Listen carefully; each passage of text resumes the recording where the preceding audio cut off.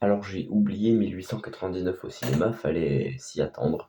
Mais 1899, en plus, c'est une année qui est plus ou moins importante parce que c'est une année charnière où les gens, on voit, à ce qui sort et à ce qui se passe, à ce moment-là, on voit que les gens sentent venir qu'on change de siècle et que là, on va prendre un nouveau départ. On va partir dans le cinéma à fond pour un siècle. Là, ça va être le siècle du cinéma, on va être à fond et ils avaient raison.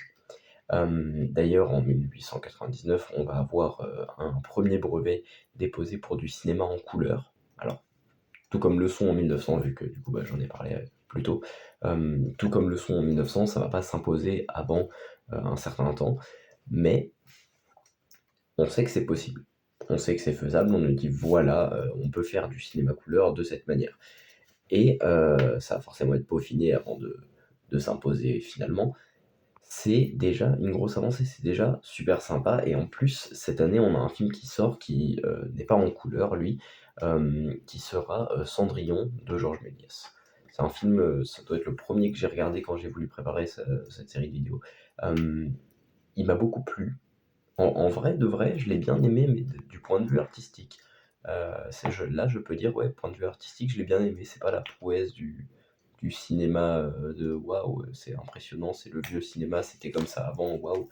C'est pas pour l'histoire, c'est pas pour la science, c'est pas pour la naissance de l'art, c'est vraiment l'art en lui-même. J'ai bien aimé le film. Il reprend, il reprend, Cendrillon, la version de Perrault, que je n'ai pas lu, donc je sais pas à quel point c'est fidèle. Mais il reprend donc la version de Perrault de Cendrillon. Et je trouve le film assez sympa. C'est pas très long, forcément, il me semble qu'il doit durer 6 minutes. C'est déjà un peu plus long que la plupart des trucs qu'on a vus jusqu'ici, mais c'est tout de même assez court.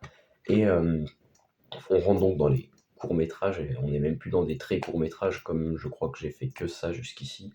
Euh, donc ce film, je le trouve assez intéressant. Déjà, on a le point de vue de l'histoire qui est racontée. C'est une des premières fois, c'est pour ça que je peux dire que lui, il me plaît artistiquement.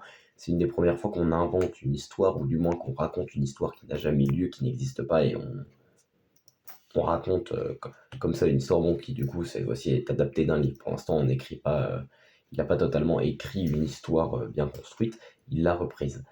Mais c'est déjà une grande avancée. On est là, on se dit, là vraiment, on raconte des histoires, c'est pour le grand public, c'est pour tout le monde qu'on fait ça. C'est pas comme quand on filme des faits historiques pour les historiens, pour je sais pas qui, la plupart des gens s'en foutent. Alors que là, on raconte une histoire. Tout comme les livres le font, les gens aiment les livres. Les livres, c'est pour tout le monde, pour tous ceux qui savent lire en tout cas. Euh, et donc là, le cinéma, pareil, ça va devenir pour tout le monde. Et en plus, ce film en lui-même est déjà bien fait, je trouve. Il y a une transition que je trouvais assez intéressante parce que je sais pas du tout comment fonctionnait le matériel à l'époque. Donc je sais pas si c'est facile à faire ou pas, mais en tout cas, ça m'a pas l'air. C'est cette transition où on a le fondu d'une séquence à une autre, je me souviens même plus c'est à quel moment. Je crois que c'est quand les demi-sœurs sont pas contentes. Je sais pas trop, il n'y a pas de son, je sais pas trop ce qu'elles se disent, mais on voit qu'elles sont pas contentes. Et qu'il y a la transition vers le mariage, me semble-t-il. Et il y a aussi les transformations, parce que Cendrillon, on connaît, on transforme un rat, il devient un cocher, machin. Et bah là, pareil, on a la transformation qui est fait avec les moyens de l'époque, où on a la petite souris qui passe, qui se transforme en gros, qui se transforme en humain, voilà.